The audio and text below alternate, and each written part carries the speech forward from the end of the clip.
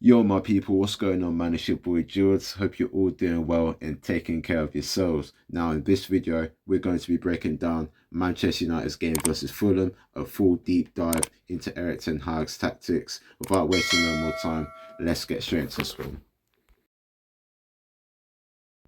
On paper, it looked like Man United formed a 4-2-4 formation, but during the game, the system fluctuated. And I should also mention that players as well were changing positions. Sometimes you see Rashford playing as a centre forward or playing as the widest on the left wing. But overall, their main structure was the 3-2-5 formation. But occasionally, the system kept changing throughout the game, not just the positions. I've seen a 3-1-1-5 formation at times, with Casemiro as the deepest pivot, with mainly slightly ahead of Casemiro, with the five offensive players. So very fluid system that Erik ten Hag used versus Fulham. Very interesting, actually. Man United shape out of possession with a 4-4-2/4-2-3-1. One of the strikers would pick up the lone pivot of Fulham, and obviously the two CDMs, Mainu and Casemiro, on both eights. Now we move on to the tactics. I've gone with pressure after lost possession because Man United do press, especially from the front. And I will say at times Man United's press did come off. You know, they tried to force Fulham long, which worked. Occasionally their press got broken at times, but overall they are a pressing team. That's why I've gone press after lost possession. And for the build-up play, I've gone slow build-up and possession. Very patient team. They do try to play from the back. Fulham weren't really trying to apply any pressure. They just wanted to sit back, stay compact, and allow Man United to play out from the back. But this just forced Man United to go out wide because there was literally no space in the middle for players like Mount and Bruno Fernandes to receive in the half space and really affect the game for them.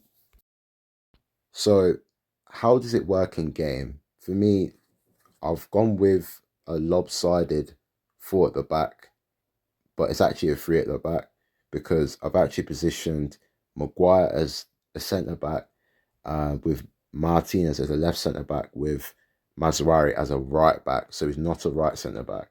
The reason why I haven't got him as a right centre back is I do want him to bomb forward. I want him to invert, make underlapping runs, join the midfield with Casemiro and Maino at times, like what he did in real life. Now with Dalot, slightly different because I see Dalot as more of a traditional fullback at times. Yes, he can underlap, but I think he's more advanced than Mazraoui in my personal opinion. That's why I've got him on joint attack.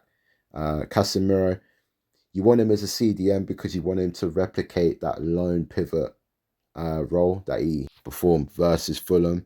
But you will see Casemiro getting forward, attacking the box, staying on the edge of the box, popping off shots, popping off incisive passes into the attackers. So he's very offensive as well. That's always been Casemiro from the jump since Real Madrid days. Mainu, slightly more advanced than a Casemiro. He's just there to recycle possession, keep the play ticking. That's why I just got him on stay on the edge of the box. Not really a box crusher. Rashford, very hard to replicate that rotating role he does with Dalot. Sometimes you see Dalot as the widest on that left and Rashford coming in centrally, but I've just gone with balanced tactics, guys, just to keep that fluidity in his game. Diallo got him on stay out wide, traditional winger, more than a Rashford, there for the 1v1 duels, hugs the touchline. Most wingers play like that in real life now. So yeah, I've just got him on stay wide. Mount and Bruno Fernandes, they are false lines, but what I've noticed with this game is if you play them false line, they come too deep. And for me, they stayed in between the lines. They weren't really coming for the ball.